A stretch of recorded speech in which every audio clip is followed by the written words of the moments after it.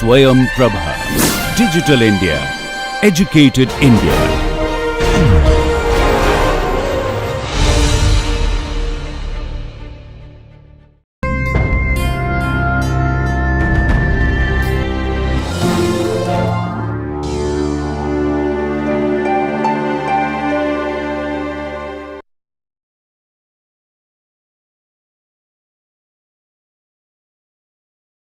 Welcome to today's lecture on energy balances. In the last lecture, we looked at open and closed systems for single components and we performed some basic energy balance calculations. Today we will continue with more fundamental aspects of energy balances, and for that we will now start with discussing energy balances for multiple component processes. When you have multiple components present in a process, then the specific enthalpy of the process itself will depend on the specific enthalpies of each of the components. The total specific enthalpy of the process or the system will be the summation of the specific enthalpies of the individual components, and the enthalpy can be calculated as the mass of the individual component times the enthalpy, specific enthalpy of the individual component, plus the mass of the second component times the specific enthalpy of the second component, and so on. And based on this we would be able to calculate the total specific enthalpy or the total enthalpy of the system. So this is measured and used for performing energy balance calculations in multiple component processes. When we do this, we are making an assumption, and this assumption is valid for ideal gas and liquid mixtures which have similar molecular structures, and we are also, that is because we are assuming ideal solutions or ideal mixtures. So based on this assumption, we have that the total enthalpy of the system is equal to the summation of the enthalpies of individual components at the same temperature and pressure. This is true only under ideal conditions. If there is a non-ideality where there can be interactions between the molecules which are present in the mixture, this assumption will not be valid. So initially we will start with ideal mixtures and solutions to perform these calculations. Here is an example problem. You have a gas stream containing 60% ethane and 40% butane. This is to be heated from 150 Kelvin to 250 Kelvin at a pressure of 5 bar. You are asked to calculate the heat input per kilogram of the mixture, neglecting the potential and kinetic energy changes, using the enthalpy data that is given for ethane and butane and assuming ideal gas behavior. So we have been given the specific enthalpy details for ethane under inlet conditions and outlet conditions, and butane under inlet and outlet conditions. Using this, we have been asked to calculate the amount of heat that needs to be fed to the system per kilogram of the mixture. For performing this calculation, we have also been told to ignore kinetic and potential energies, and using this we will start with our calculations. The system we have is an open system because you have the mixture flowing in.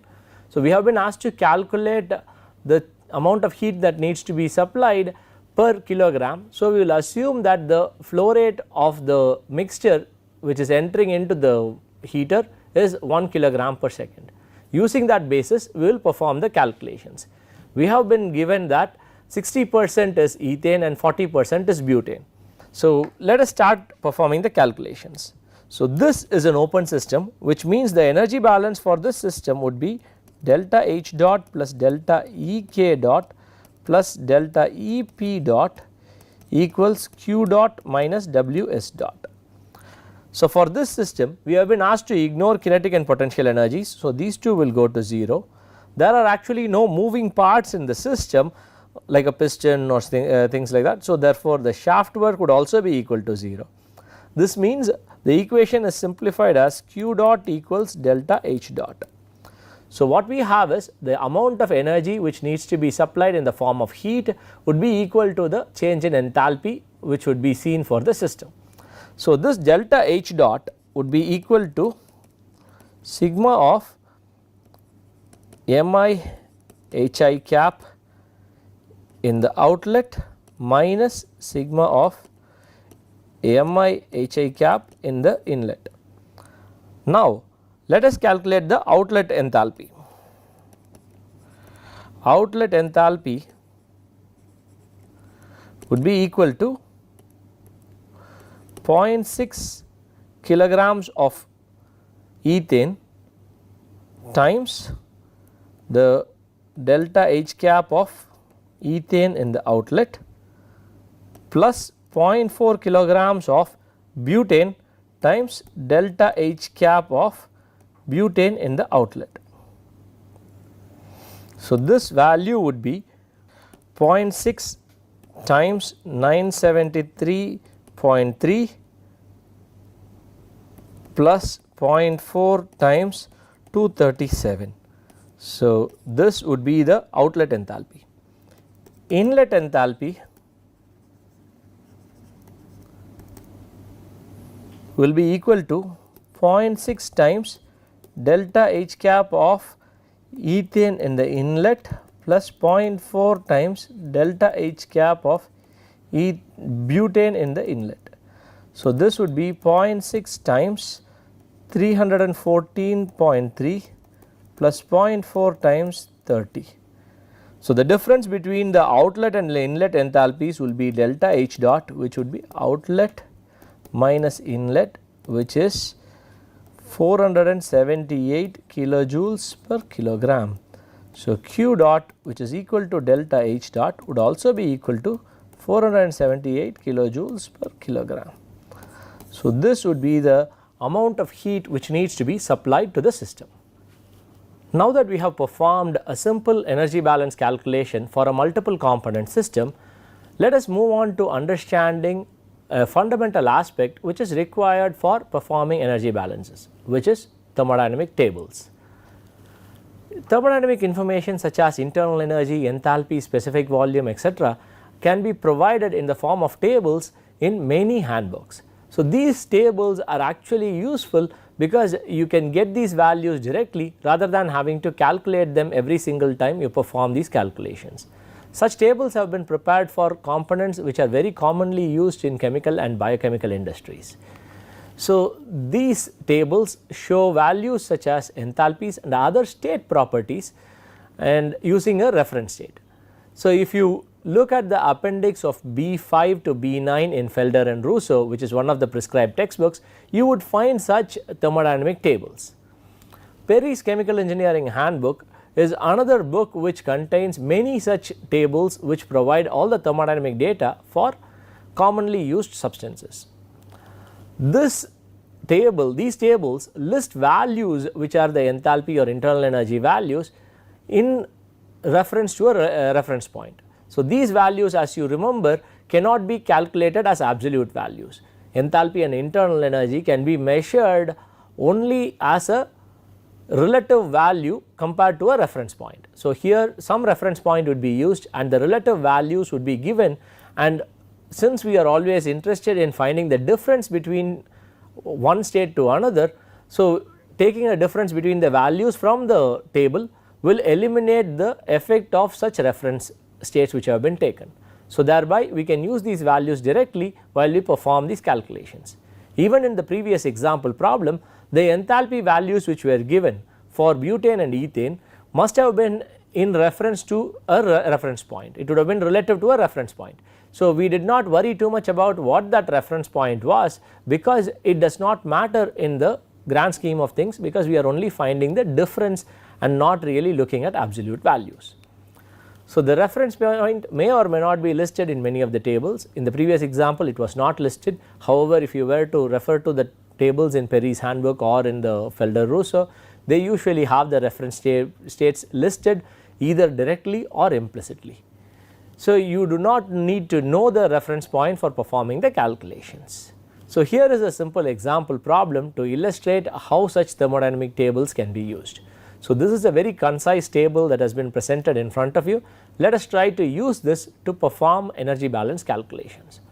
The following table gives the data for saturated methyl chloride. You have the state of the methyl chloride, temperature of the methyl chloride, pressure, specific volume and enthalpy, all of them are listed in the table. First step is for you to identify the reference state, and the next is to identify the change in enthalpy and change in internal energy for a specific process, and the last one is to identify any assumptions if they were used. Okay, let us first start with the identifying the reference state. So, look at the data. So, you see that for liquid at minus 40 degree Fahrenheit and 6.878 psi, the specific volume is listed as 0.01553 feet cube per pound mass, and the specific enthalpy is listed as 0. So, this implies that this particular condition would be the reference state used for this table.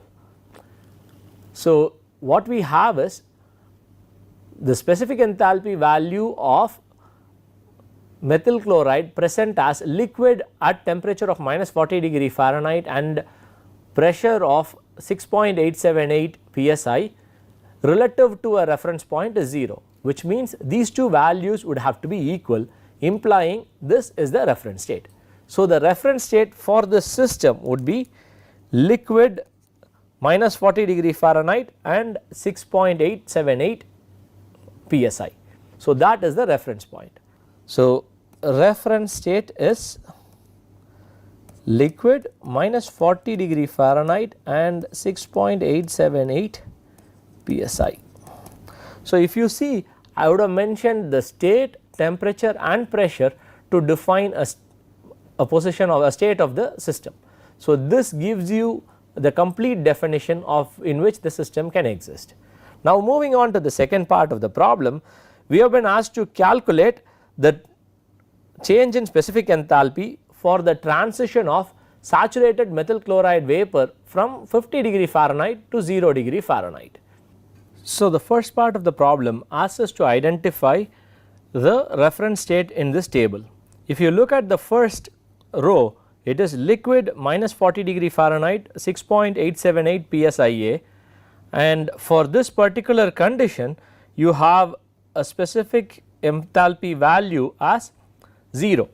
This implies that the specific enthalpy value entered here for this particular condition is relative to the reference state, and that value is 0, implying this would be the reference state. So, therefore, the reference state for this problem would be liquid minus 40 degree Fahrenheit and 6.878 psia. So, this identifies the first problem. Now, for the second part of the problem, we would have to find the difference in specific enthalpy for the process where 50 degree Fahrenheit vapor is cooled to 0 degree Fahrenheit vapor. So, this means the initial condition is 50 degree Fahrenheit vapor and the final condition is 0 degree Fahrenheit vapor. So, the difference in specific enthalpy delta H cap will be final minus initial.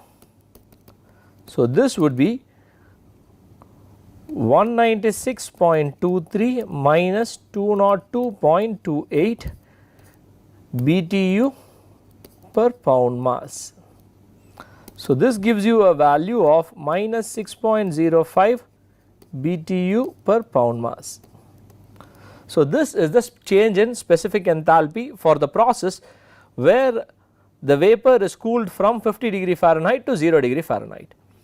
We have also been asked to find the change in specific internal energy. So, this value is not directly available from the table. However, we can calculate specific internal energy as delta U cap would be equal to delta H cap minus delta of PV cap. So, using this, let us calculate delta U cap as minus 6.05, which is the value for delta H cap which we calculated, minus PV cap value for the final condition, which would be 18.9 times 4.969 minus initial value, which would be 51.99 times 1.920. This particular term which is within the brackets would have the units of PSIA times feet cube per pound mass, whereas the units for delta H cap were BTU per pound mass. So, this unit conversion needs to be done. For doing this, we can use the universal gas constants. The universal gas constant in terms of BTU is given as 1.987 BTU per pound mole degree Rankine. Similarly, universal gas constant in terms of PSIA can be given as 10.73 PSIA times feet cube divided by pound moles degree Rankine. Now, using these two values, we can convert the value we have, which is PSIA feet cube per pound mass, into BTU per pound mass. Let us use these universal gas constant values to perform the calculations. So, delta U cap would be equal to delta H cap minus delta PV cap, which we wrote down as minus 6.05 BTU per pound mass minus 18.9 times 4.969 minus 51.99 times 1.920, the units being PSIA feet cube per pound mass. So, now we are converting this value into BTU using the universal gas constants, which would be 1.987 BTU per pound moles degree Rankine divided by 10.73 into pound moles degree Rankine divided by PSIA feet cube. So, the PSIA feet cube get cancelled, pound moles degree Rankine get cancelled. So, the units for this term now becomes BTU per pound mass. So, using this, you can get the final value for delta U cap as minus 4.96 BTU per pound mass. So, this is the change in specific internal energy for the process of cooling this vapor from minus 50 degree Fahrenheit, from 50 degree Fahrenheit to 0 degree Fahrenheit. So, the third part of the question asks us to identify the assumption that has been made. The third part of the question asks us to identify the assumption that has been made. So, we have calculated specific enthalpy values without actually knowing the pressure of the final condition, which means we have assumed that the change in specific enthalpy was independent of pressure. So, this is a reasonable assumption to make for any small changes in pressure, because it is a gas and we can assume ideal gas behavior. Amongst thermodynamic tables, one of the most common thermodynamic tables which is used is the steam tables. So, steam tables are very commonly used because steam is involved in many chemical and biochemical processes, and because it is so commonly used, it is a waste of time to actually perform calculations to identify the change in enthalpies every single time. So, people have already built tables that can be used directly. So, what you see here is the phase diagram of water. So, this is a pressure versus temperature graph. At low pressures and high temperatures, water exists in the form of superheated steam or vapor. At low temperatures and high pressures, water exists as a solid, and at temperatures which are above a certain value and pressures which are above a certain value, water exists in terms of liquid. So, that is what you see here. So, the graph you have here, this line that you see is the solid vapor equilibrium, this line that you see is the liquid vapor equilibrium or the vapor liquid equilibrium, and this line you see is the solid liquid equilibrium. So, water exists as liquid in this region and it exists as solid in this region, and here it exists as superheated steam. So, this value you have here, this particular value would be the critical point, and this point is the state at which the difference between liquid and vapor becomes indistinguishable. At conditions above the critical point, you would have a gooey mess which you cannot distinguish between a liquid and a vapor. There is no definite change which actually converts it from a liquid to vapor, and this particular point is called as the triple point. So, triple point is the point in which you have all three states existing in equilibrium. You can have solid, liquid and vapor existing in equilibrium, and this point is called as the triple point. On these lines which I called as the solid vapor equilibrium or the vapor liquid equilibrium or the solid liquid equilibrium, two phases can actually exist. So, what would happen is, if you even have the slightest change in temperature or pressure, water would move towards one particular point. So, let me explain this from the graph. So, let us take this point which is on the solid vapor equilibrium. So, here at this particular pressure and temperature, you have water existing in the form of solid and vapor in equilibrium. So, if you were to change the temperature, let us say you increase the temperature, it will move towards superheated steam, whereas if you decrease the temperature, it will move towards a solid. Similarly, if you increase the pressure, it will move towards a solid phase, and if you decrease the pressure, it will move towards the vapor phase. So, what you see here is, by even slight changes in temperature or pressure, you can shift the equilibrium towards one direction. However, at that particular point which lies on that equilibrium curve, you would have both phases existing simultaneously. You would have saturated solid and saturated vapor existing at this point. Similarly, a point on this line would have a saturated vapor and saturated liquid existing simultaneously. Similarly, here at this, in this line, you would have saturated solid and liquid existing simultaneously. So, these are the equilibrium curves on which two phases can exist, and triple point is the equilibrium point where three phases can exist. Now that we have some fundamental understanding of what a phase diagram is, let us look at how the steam tables are built. Steam tables are actually built for saturated steams and for superheated steams. Saturated steam is the steam which exists in the vapor liquid equilibrium. So, what you see here is a saturated steam table which has been taken out of the Felder-Rousseau textbook. So, what we have here is the temperature based table. The first column that you see is the temperature. So, what is given there is a condition, the temperature condition in which the vapor liquid equilibrium exists, and the pressure is the corresponding pressure to that particular temperature at which the vapor liquid equilibrium can exist. So, let us take one particular example. For example, if we were to take 2 degrees Celsius and a pressure of 0.00705 bar, in that particular condition you have a vapor liquid equilibrium where you have temperature at 2 degrees Celsius and the pressure is the corresponding saturation pressure to that temperature. So, the first point which you see, the first data point you see is 0.01 degrees Celsius and pressure of 0.00611 bar. So, this is the triple point.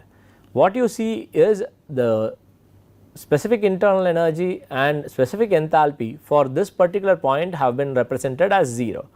So, this implies that the reference state which has been used is liquid water at triple point. The values for steam at triple point have been given as non-zero values. However, the value for water at the triple point is given as 0. This means liquid at triple point has been used as the reference state for this table. So, now let us look at each of the columns. Column 2 is the pressure which corresponds to the given temperature on the VLE curve. It is also called as the vapor pressure of the water at given temperature. So, column 3 represents the specific volume in terms of for the water which exists in the vapor liquid equilibrium or the liquid water which exists, and the steam which exists is the given in the column 4. You have column 5 and 6 giving the specific internal energies of saturated liquid water and saturated steam at given temperatures. So, these values are relative to the reference state which is the liquid water at the triple point. Column 7 through 9 represent the specific enthalpies. Column 7 is the specific enthalpy of saturated liquid water, and column 9 is the specific enthalpy of saturated steam. Column 8 is actually the difference between the two, representing the heat of vaporization at that particular condition. Once this particular amount of heat is supplied, the water liquid will completely be converted to water vapor.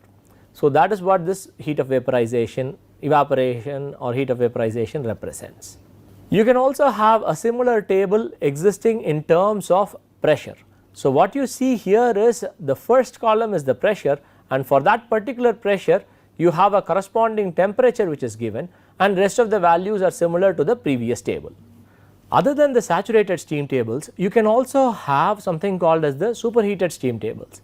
This particular table, which has actually been taken out of Felder-Rousseau textbook, is a superheated steam table.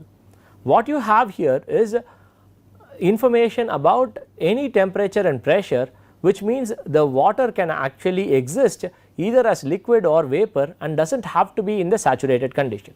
So, what you observe in this table is the first column, which is given in the left hand side, is the pressure, and within the brackets below every pressure you have a temperature value which is given, which is the boiling point of water at that particular pressure.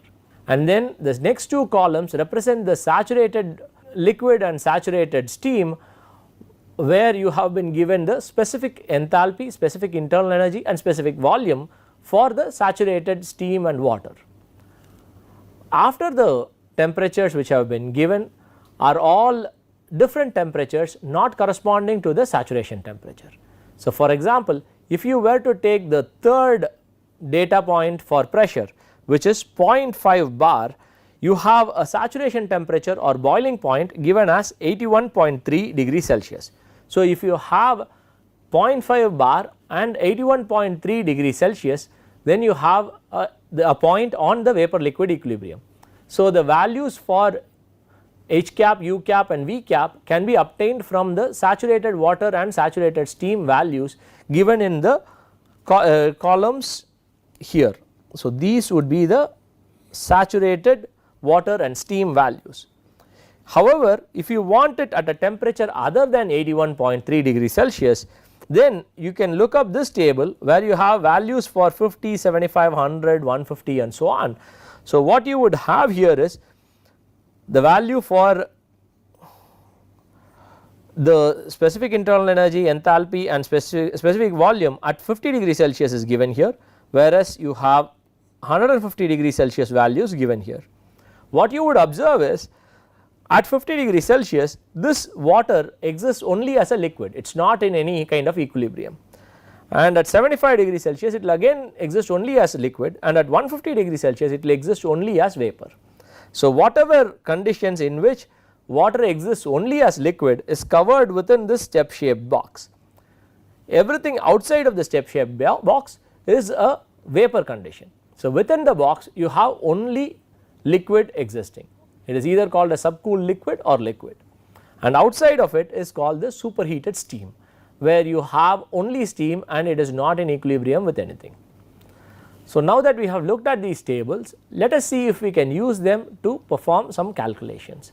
I strongly recommend that you have access to these steam tables. There are many steam tables which are readily available for either for purchase or for even freely available online.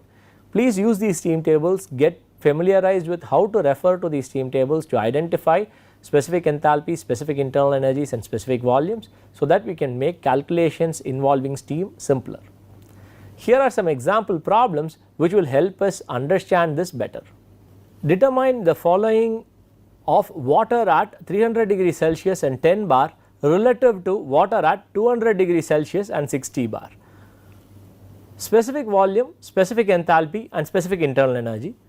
You have also been asked to identify what phase the water is in for both states and find the dew points for the superheated state. What I have done here is taken out the relevant portion of the steam tables for performing the calculations. The values we have here is pressure in bar and the saturation temperature in degrees Celsius.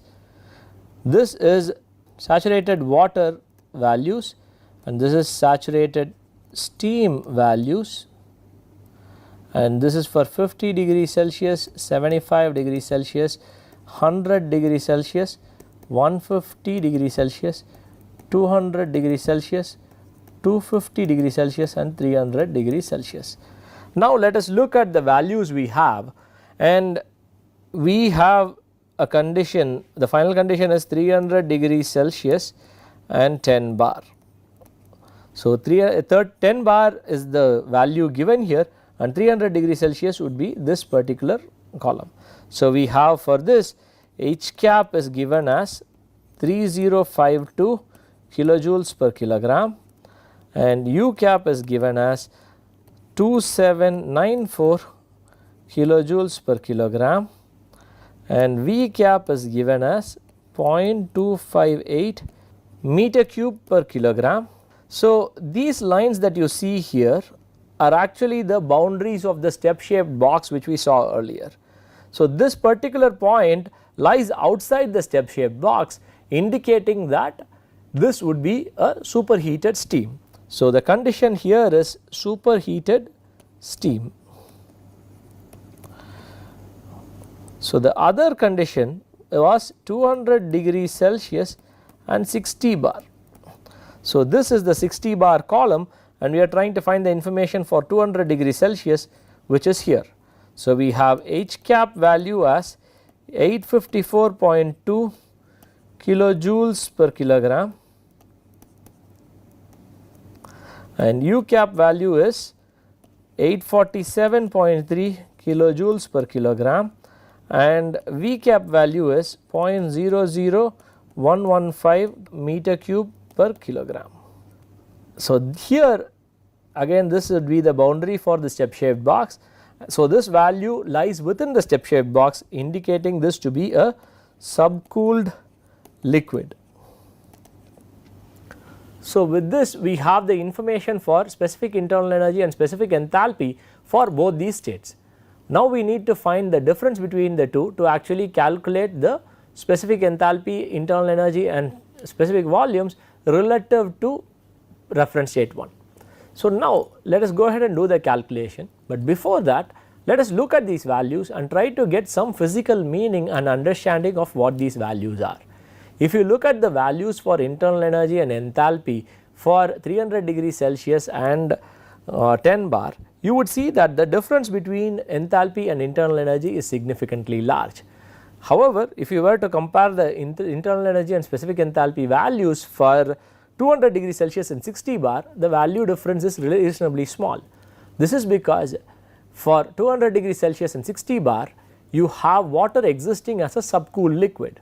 This means the specific volume value is very small, thereby your PV cap value is also small. Hence your internal energy and specific enthalpy values are not that very different. The percentage difference is actually less than 1%.